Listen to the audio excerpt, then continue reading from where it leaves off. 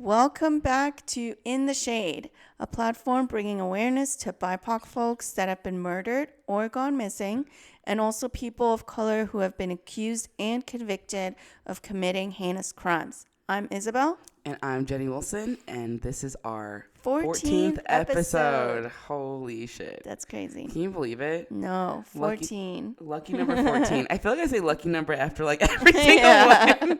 I'm like, everyone's lucky. Oh my gosh, it's hilarious. So again, the summary.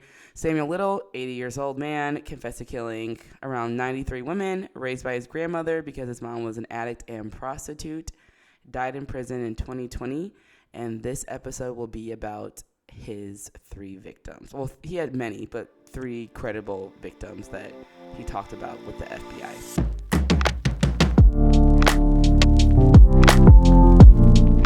Okay, so as Jenny just said, this is part 2 of our Samuel Little conversations.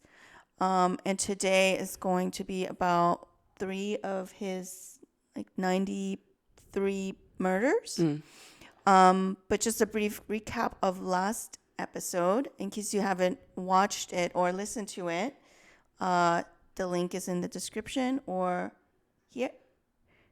But a brief recap of that. So how did we get here? As you already said, he had like a pretty tough upbringing. But then in 2012, he was actually arrested for an outstanding drug charge. And then in that process, his DNA was tested. And it turns out that his DNA was connected with 3 homicides in California between 87 and 89. And so he was kind of going through those motions of trials and whatnot. And he basically realized that he was never gonna get out of jail ever again. Yeah.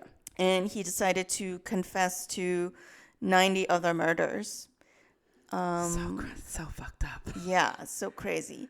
And he drew portraits of all of his murders, and he was very specific in those drawings. Yeah. About the clothing, the lipstick, even the earrings, the details were crazy. Accessories. No, it's I feel like half the time men don't even pay attention to that. So the fact that he did is weirdly incredible, but also I'm kind of creeped out. You know what I mean? And that he was able to remember 20, 30, maybe 40 years after those murders. That's so crazy. It's almost when I can't remember what I had for lunch yesterday. I know, same. I'm what did I even eat for breakfast the other day? Did I put on deodorant? I know, girl, same. I know, I feel you. I'm wait, what did I even do yesterday? What did I even do this morning? No, you know the crazy part? You just kind of reminded me of something. I have a friend who's a correctional officer for a federal prison in Chicago, and we were actually talking about this earlier today. She was saying how, all the killings and murders and things that are going on, but she was, during our conversation, she mentioned how, a lot of big cases were coming to our federal prison, right? Okay. And I was but why? She's it's because most of these people that were doing these shootings, killings, whatever, they're finally, it's finally catching up to them. They just started they're finally getting caught for things that they did. So shout out to Alexis for that. DNA and just also just getting super sloppy. And then another thing too that we were talking about that I think is going to correlate, go along with our case today, was I kind of was curious to know about how people, how you charge people for killing them if you don't have, if you know they did it, but you don't necessarily have the evidence to prove that they killed someone. So I thought that was kind of interesting. Yeah. So I asked her, and she's so essentially, either they put you on the stand and they ask you questions that kind of tricks you to kind of tell on yourself, or they literally have to have proof of you doing it, which obviously makes sense. But there are situations where there's people that they know killed someone but can't charge them with that specific murder if they don't have proof that they did it, which is kind of Samuel Little admitting to all of these cases, because we don't have proof of all of them.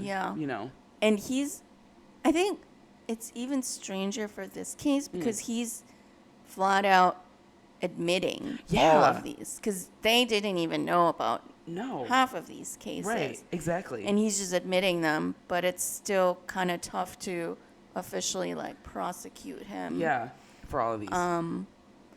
Which I guess is fair. I don't know. Yeah. Yeah. I know. I'm like indifferent about it too, because it's just, I don't know. It's like, it's so weird. Like it's so weird. Like you have a legit murderer telling you they murdered all of these people, but you can't prove it. And even some of the cases got debunked because they just like legit couldn't prove it, or like they went there and there was like nothing there. And I guess like for me, the part that's kind of, I guess like weird is like, do you take his word? Like, you know what I mean? Like, do you just take his word? Okay, you did it. Yeah, you know what I mean? Yeah. Especially with like the people that he targeted were kind of hard to like kind of, like, I don't know, not hard to find, I guess, because obviously they all have like families, I'm pretty sure, for the most part, but it is hard to kind of like navigate, like, well, did he really do it, or is he just like messing with us? That kind of could set a really bad precedent too for people who are just like randomly saying they committed murder just because they want the clout or something like that. Yep. Mm-hmm. And then two, it could be really bad for people who are being pressured into admitting they did something when they didn't. And then they just like can't dig themselves out of it anymore. Yeah. Oh my gosh, that's so crazy. Like you said that. Similar to like the Central Park fire. Yeah. You know, where they like said, we did it. Yeah. Because they were coerced to doing it. Yeah. But they like legitimately like weren't even like around there. Exactly. And have you seen this Netflix series? Oh my gosh, what is it called? It's about this. It's not How to Make a Murderer, but it's not that one. But there's a show on Netflix. I watched it. The one with Selena Gomez. Isn't it? Oh yeah. Oh, is it that one? Or is it a different one? But I know, I know, but no, I know which one. I know which one you're talking about. But there's this one where this white family that lived in like the middle. I don't know if it's the Midwest or not, but they were like in the middle of nowhere. Girl, I kid you not. They like coerced this guy's like nephew to like snitch on him, and the nephew had like his IQ number or whatever was like really low. And so, like, it was easy for the police to manipulate him, and when in actuality, like, they never did it. But it was because the body was found on their, like, junkyard. Do you know what I'm talking about? Yeah. Yeah, I don't know the name of it, though. I saw it, like, so long ago.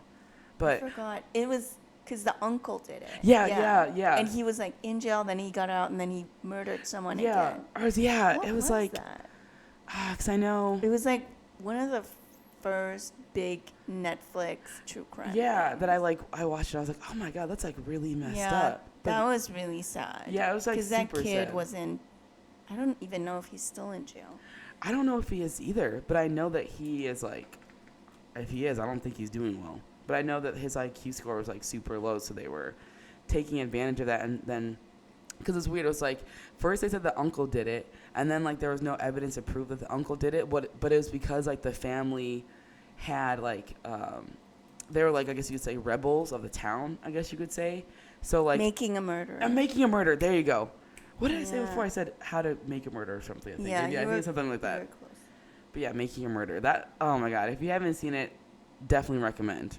I mean, because that one was wild. That one was really wild. Yeah. But yeah, it was interesting to say the least. So. Stephen Avery. Yeah, yep, Avery family. And then the nephew was Brendan Dassey. Yep, Brendan. I felt so bad for him. I felt bad for him too. Oh my gosh! And then they showed like him writing letters to people, and he was literally asking like, "Oh, what's your favorite color?" Yeah. And it's like, this is a 21-year-old. That tells you something's like asking wrong. What's your favorite color? Right. Like, he's obviously got some like mental disability or something. And so like to know that they like coerced him to like blame his uncle when it was just like the whole thing was like messed up. Like but that's like what people do like in the justice system sometimes too. Like the good cop, bad cop type of thing, which is just like, let it be organic and ask those questions, but why like bully someone into doing something that they like actually didn't do, or at least like talking about it. I think they have like a sixth sense for like. I wonder like the level I could of tell that training. he was the criminal. Yeah, you're like, I could tell. Like, oh, Yeah. like Matthew There's LaFountain. no like evidence or nothing. Nothing. I could tell. But then you have like people like Matthew LaFountain, who people are like, oh, he's a nice guy. And we're like, where's what your the sixth fuck? sense there? Yeah. That's why I always wonder like their overall, how do they kind of, I guess, like, what's the training behind it to be like a detective where it makes you, I don't know. I don't like, we could go down a rabbit hole about that. But anyway, I just thought that was interesting. It was, the whole thing was like really fucked up. But Samuel Little is fucking crazy.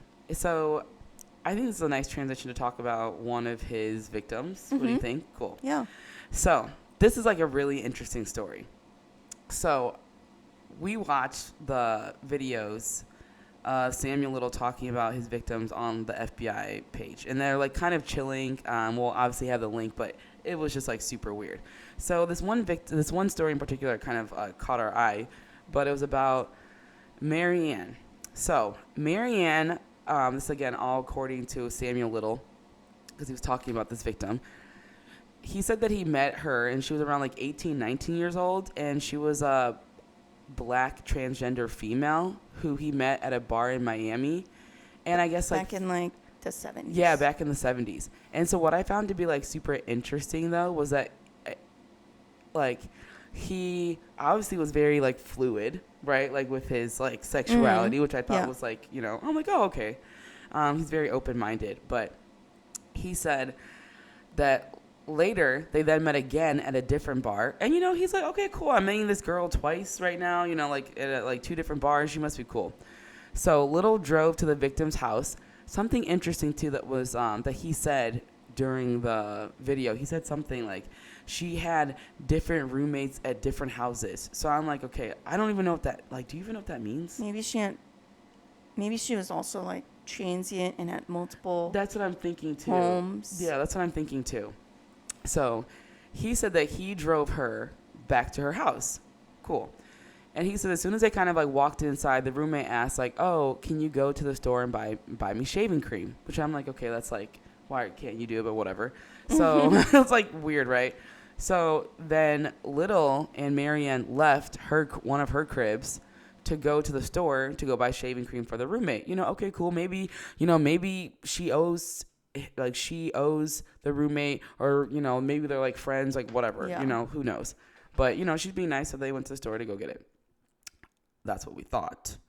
But instead of what Little just said, instead of what was supposed to happen, what Little said happened was, you know, they're driving on Highway 27, and he just kept driving further and further. The girl's like, hey, are we going to go to the store? Like, you keep missed passing, the exit. You missed the exit, like, gee, like 5 exits ago. Where are we going? He kept driving further down 27, and then he stumbled across a swamp, and was like, okay, cool, we're going to park here. Oh, no, my bad. Okay. No, he decided to pull into like this random alley/driveway. And, you know, the homegirl's like, what are we doing here? Like, what's going on? Like, you know, whatever. This is not the store. Like, what the fuck's happening? So he then decided that was a good time to strangle her. Okay, so he strangled her. And remind you, this part was so bizarre to me. Not only does he strangle her in a random alley/driveway, okay, he then decided to get back on the highway and keep driving further down on Highway 27. So you're telling me that you strangled her in a random alley, and now she's in your car, and you keep driving down Highway 27 with a dead body. With a dead body, that just shit was weird. Until he this is when he then stumbled across a swamp and dragged her lifeless body into thick, muddy water in the Everglades. And he doesn't think that she was ever found. Well, I'm assuming if you're in Florida and you go to the Everglades, of course a fucking crocodile or alligator is going to come at you. I don't know which one is there, but don't come at me on here about it. But one of them is going to like obviously get you, I would assume. And you're in the Everglades and like in a swamp. Yeah. But I just thought there's definitely gators. Gators for sure. I just thought that was interesting that he killed her and then kept riding in the car with her. Like, I don't know. It was really, really, I thought that one was really weird. Yeah. Yeah, and he also kind of went back to his like preferred method of killing, which is strangulation, and we kind of chatted about that Mm-hmm. in the previous episode where he was saying that he's really attracted to like Oh yeah, necks the necks. and Yeah, he has like a how weird that fetish. looks. A weird fetish about it. So yeah, maybe her necks just look super good on their way to the store, and he's like, I gotta have that neck now. He's like, I gotta have that neck now. Like, what? You can't just randomly do that. You can't just be like, oh yeah, we're gonna go to the store. The part that I thought was weird was like he showed up at homegirl's house. Like he was going to her home. Like I think they were gonna like, get it on, get freaky, whatever. But then like, I don't know, did he get mad because they couldn't get things cracking in the home and had to leave again?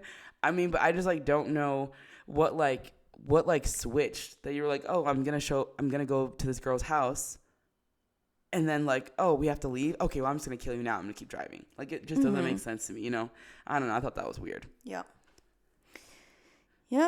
Well, that's Sam Little. We're not gonna understand his thinking. So the next murder is about Ruth, and she was a black female that he met around the early 90s, like 92, 94. He didn't have specific dates. But he said that they met at a crack house in Little Rock, Arkansas. And she was about 24 years old, around 5'6", and weighed between 170 and 200 pounds. And I believe he first saw her at the crack house with 6 other girls on the porch. And they ended up kind of like hitting it off, and they just like stayed at the crack house for a couple of days, hanging out, I guess. I can't hold on. I can't. I mean, he's also transient or homeless. Yeah. So I guess like whatever place he can stay at, he's just gonna stay at. But either that or the car. Nothing that you just said even sounds safe. Like you know what I mean? Like I'm gonna go hang out at a crack house for a couple of days. Afterwards go get Subway. Like yeah, he's like a big guy. Yeah. So I'm sure he didn't really feel threatened by females for sure. Yeah, that are like on drugs. Yeah, he's like, I'll take all of you. Yeah, literally. Yeah. But yeah, he was hanging out with them for a couple days on and off, and then at one point they decided they wanted to go shoplifting and switch it up a bit. We're just like doing crack, sleeping, napping. Maybe this day we try shoplifting. Woohoo! And so they go for like shoplifting. They go to a couple of stores, but they ended up getting caught in a Kroger's. And yeah, maybe you have a little bit more insight on what happened at Kroger's. Yeah. Okay, so then after they went to Kroger, they're like, okay, let's get a little couple items because we're gonna steal them. So yeah, like, and the woman like, she said she's like, or he said that she usually like resells items. So yeah, that's how we're thinking of like making money. Like by selling the merchandise. Exactly, like getting like a side hustle. Yeah. So then like after they were like, okay, cool, we're gonna get some of these items. So what happened next was like, I don't know, kind of expected when you were like going down this path. So the Kroger manager's like, hold up, you guys are not about to like, steal this stuff and then get away with it. Mm-hmm. So then after that, he's like, okay, well, fuck this. I'm calling the feds on these two. I'm calling the feds on him because he was the one that was caught in the act. So then the feds come, they pick him up. After they pick him up, obviously they take him to the North Little Rock Police Department. Okay. And so after he's there, either he had the keys or she there's two things that he was kind of alluding to. So Ruth, she never left Kroger. Like, she never left the Kroger parking lot. Like, she was just like there chilling the entire time. Like, he was at the police department. It got so to the point where like the manager was like, okay, like she needs to go. He's like, I'm just gonna call the police department. He calls the police department and is like, you need to release him. I don't want to press any charges because I want this woman to leave my property, because it's just like time for her to go. She just like needs to leave. Seems so bizarre. Yeah. To want someone released just because you don't want to deal with another person who's staying in a car in your parking lot. Exactly. It's just it's obviously not pleasant to have people camping in your parking lot. Right. And maybe not safe. But also, do you want to risk having this shoplifter come shoplift at your store again? No. Like, you know what I mean? It doesn't make sense. Like, I don't understand how this manager like weighed his options. Yeah, that's the part. It's so bizarre. That's so weird to me. And the other thing that I thought was weird too, when like Little was telling the story, was like, why didn't the guy call the police on the female, especially like if it's like trespassing on private property, you know what I mean? So it's kind of just like, well, what in that point, like what do you do, I guess? But yeah, I thought that part was super weird. Like, it doesn't really make any sense to me. So yeah, that was like the whole Kroger debacle. And then do you want to talk about what happens after, or I can? Either one. Yeah, so they released him, and he he was released within a couple of hours, and there's like police records that indicate that he was actually arrested, so it all kind of checks out. But he was released, and then he went back and got the woman, and they ended up wanting to go to Walmart for some reason. Which also is kind of interesting, because after an almost arrest at a Kroger's, I feel like you should feel a little bit more hesitant to go into another store. Yeah. Like, personally, I would feel emotionally drained. Oh my gosh. And I would just want to go to bed, right? I'd be like, I'm out. I don't want to do this shit anymore. Yeah, no, I'm with you on that one. I don't know why they're trying to go to the store again. But yeah, they drove towards Walmart, and then all of a sudden, similar to the Marianne case, he just like got a whiff of murder or something. And he got a whiff of neck. Yeah. Yeah, he maybe just like the sun was setting and it just hit her neck the perfect way, but he just like suddenly turned around and went down a road near some cornfields, and then he ended up strangling Ruth in the car and then dragging her body onto the cornfields and leaving her body by like a corn stalk pile. And he left her there. And what he said is that he then drove off to find another victim. So he might have, same thing, after one killing, you'd think you'd just be done. But he's like, let's go 2 for 2. Yeah, which is like so weird to me. Also, too, I wonder, how does he find these places? Like, if you're traveling, like back then it was so different. But how are you finding like random hoods to go to? Like, if you ask me right now, Jenny, where's the nearest crack house? I couldn't tell you. I don't know. You know, like what I mean? Like, I don't know. So the fact that like he knows like all the spots or whatever to go, it's like kind of interesting, I guess, because we just live in such a different time now than like when he was back there like finding these places. So maybe he just like stumbled across or asked people. I don't know, but I thought that was super interesting. There definitely was a drug house in my old neighborhood on North Loop. I don't know if I ever told you about that story, but in like the middle of the night, we just hear this like robot basically like yell out loud on the street, like exit your home or something like that, or come outside of your home with your hands up or whatever. And then we just heard like boom, because I guess they like took the door down or like something, and they just like raided this house, like couple houses Wait, down. stop. Are you serious? Yeah, Wait. it's crazy. No way. And Tony said he actually heard a robot like that again a couple of months ago, like a few blocks over. Stop. Are you serious? Yeah. Yeah. Wait. So there might be one here too. Oh my gosh. What? Yeah. This is so crazy. I mean, like. It literally was like a little robot. I didn't see it, but I Yeah. just heard it. And it was like, whatever the address was, like 1234 Main Street. Please exit the whatever. And then it just kept saying that over and over again. And then at one point it was just like, boom. It was like, you guys are taking too long. I'm about to blow Yeah. you motherfuckers up.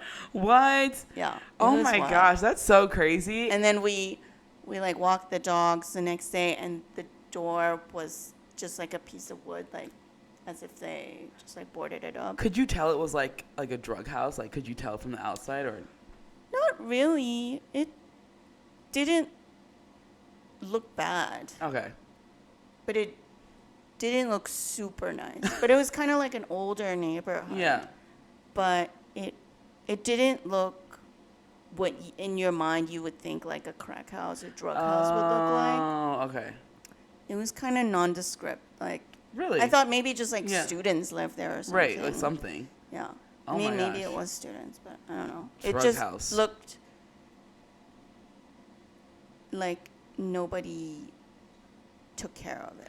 Oh, okay. I see what you're saying. So It didn't look abandoned. It just like there was like no plants on the porch, no chairs on the Oh, porch. it didn't look like.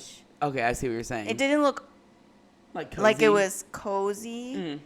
but it didn't look run down and like people like needles out front or Yeah. anything Oh, like okay, that. It so, just like- looked plain. Okay. Interesting. Yeah. Interesting, because like I know in my old neighborhood in Chicago, I live right by. Are you familiar with like Cabrini Green?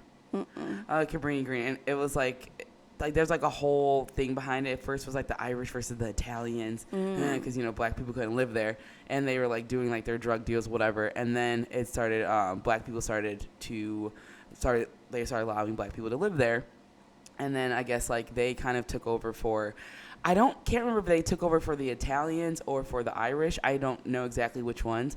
But anyways, it like an interesting story, but it's like these little like I guess you could say projects in a sense, but yeah, they like totally like I mean like I used to walk Marley over there. The whole neighborhood is like fenced off because they're like trying to like shut like I was gonna say turn it down, but they're trying to like what is the term? They're trying to knock it down and like turn into like $1 million homes or whatever. Oh. But it's just like interesting how, Gentrifying. yeah, exactly gentrifying that shit, which is so fucked up. But it's just like so interesting how like you just don't know who's selling drugs. You like Yeah. anybody could look like anyone in doing it. You know what I'm Yeah. saying? Which is like so interesting because we associate it with like the projects or things like that. But actually that was the projects and it was Yeah. white people living there. You Yeah. know what I mean? So food for thought. You just never know who your next door neighbor is. Yeah. If you hear a robot, go home. Like, get out, go home. If I start seeing that, like, that yellow robot dog, I'm already, you know what I'm talking about? I'm already done. going home. Like, I'm I'm teleporting the fuck out of there. Yeah. I don't know how, I'm but done. I'm getting out. But, Those no. dogs are scary. They're scary as shit. They're they're, like really- iRobot. Yeah, they're, type like, stuff. terrifying as shit. Opening doors and climbing up walls. and Oh my shit. gosh! Oh my, it freaks Yeah. me out because they're like just so robotic, and I don't know. I can just like foresee like they're making a movie or something on that. But on a different note, Let's talk Hippie girl. about the third hippie murder. girl. Yeah, no, that was a great conversation. But yeah, so our third murder for today is hippie girl. Literally, Samuel did not have a name for her, but essentially he met her at a strip club in downtown Columbus, Ohio. Shout out to Ohio. Mm-hmm. And, In the 80s? Yep, in the 80s. And she was a white female. Well, he said young female. he said that she had like short hair and her hair was like it was interesting, like again going back to like how he remembers like details. He said that she had short hair but it was shoulder length. Like the fact that he even like remembered that was interesting. And then he said that she was around like maybe 130 pounds or say, and then he thought that maybe she was like 25 years old. So like he was just saying she was young. And then mentioned like he thinks she was 25. He said that she was a hippie and gave off a hippie feeling, which I kind of like I get what he means, but like I you know what I'm saying? Like Yeah. I get it. Maybe she was like kind of free spirited. Free spirit, yeah. That's what I kind of Yeah. think like the vibe was. And she was so free spirited that she asked this man who happened to be Samuel Little. She asked him, "Hey, can you drive me to Miami?" And so he's like From Columbus, Ohio. Yeah. He's like, "Okay, let's go." So he was obviously like, "Sure, why not?" So then they get in the car. They start like doing some hanky-panky, hooking up, according to him, messing around, whatever, And then they like got in the car and like drove. And so as soon as they crossed into Kentucky, after they left Ohio, right? He said that they like passed a park in Kentucky, and he said the music it matched her like hippie vibes or whatever, and like her energy, and she wanted to stop by and take a look, because if I pass a dope like music like festival outside and I'm just like driving, I'm like, okay, let's go. That seems like pretty cool. Let's check it out. So she wanted to check it out, and he was like, got something better for you. So what this motherfucker decided to do instead, he started to drive in the opposite direction of the music festival. So he went down this like he kept saying like, Kentucky has windy roads, whatever. So he said that they drove down like a windy road in Kentucky, and then he said that he saw a short dirt road going up the hill, and so he decided to turn there. So once he got to the top of the hill, he said he saw like a bunch of like vegetation or whatever. So he like in his mind, he's like, okay, this is a good spot for, to have another victim. He then said he started to strangle her and left her lifeless body there. So, and that one I thought was kind of interesting because it just like shows like how like he didn't even know her name, but he was about to like pretend like they literally left like Ohio. Yeah. Like they were driving for hours. Hours. Like, because you have Columbus right here, and then Kentucky's like down here. So it's just like, but you couldn't remember her name? I don't know. I thought that was kind of like maybe weird, and also maybe kind of show how he like valued her, I guess you could say. Yeah. But I thought that one was like super interesting, just because all she wanted to do was go to Miami and then go to a music festival. She didn't want shit, So it was just kind of, I don't know. She I thought it was weird. Hitchhiked with the wrong person. The wrong person. Don't do it. Just don't do it. Don't do it. Because you never know if you're gonna find the next Samuel Little. To be totally transparent. But yeah, those are just I just thought that at least to give. Well, we both thought it was a good idea to at least just give like light to some of the people that he has killed, and just like actually listening to the stories that he like talked about. It was like, I don't know, like it was just really chilling because he just like remembered so much, and the way he was like talking, it was just very casual. Like he's telling, very like matter of fact, like you're retelling like a dinner story or something like that. Yeah, not realizing how actually gruesome and disturbing the story is. So fucked up. Yeah. Like similar to the way where he was like describing women as grapes on a vine. Oh, yeah. Yeah. Mm-hmm. He's just really good about detaching from the cruelty of his actions. Which is so crazy. Which is so crazy to me. And like, oh my God, I can't believe you just said that, because my friend and I also talked about in the conversation we had today. Because I was just like, we're like, how do people like get away, like how do you like that do all these like murders and killings and go on these like killing sprees? How do you like not feel like in some way bad about it? And so she was saying, because she's a CEO and literally like is around like these prisoners like in this federal prison in Chicago, and she was just kind of saying, I'm sure like the first killing was scary like to anyone with like to anyone, but then after that, if you just keep getting away with it, you just become numb, and it's just a habit. Which is like really weird to know that that's like a habit that people pick up. So yeah, it's just really sad. I don't know. I can't imagine like taking someone's life and then being so like laxed about it. Like, I don't know, but and not feeling any trauma from that. by reliving it. Yeah, like no remorse at all, which is like so, like, I don't know, just the way he talks about these people, and it's just so cash, and it's just kind of like, you really don't give a shit about human life. Like, you really, like, or like, you know, women, like, you don't care, which taps back into like our previous episode when we were talking about like his trauma, and if you like, you know, trauma with his mom and stuff. Like, it, like, to me, if I'm like the FBI listening to this guy who killed 93 people allegedly, right? And most of them prostitutes. I'd be like, okay, there's some type of like mental health illness going on here, some trauma that like he obviously never worked out with like his mom leaving him. So that's why he's killing people. Like, you know, so I don't know. That's kind of how I took it. Yeah. I guess you could say, but I thought that was like an interesting kind of like just narrative, I guess, or just overall like the whole, it's just like kind of super cringy.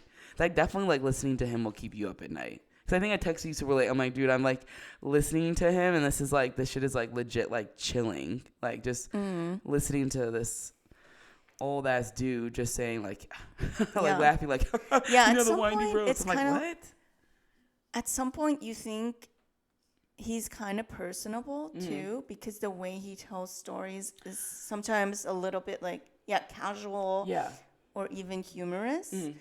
But then once you register the words and what he's actually saying, you're like, oh, this is really fucked up shit. Yeah, it's like so fucked up. So sometimes I'm like, oh, I feel like he's kind of like a nice guy. And then you're like, oh, no, he's fucked. Yeah, he's like legitimately fucked up. Yeah, no, he's like legitimately fucked up.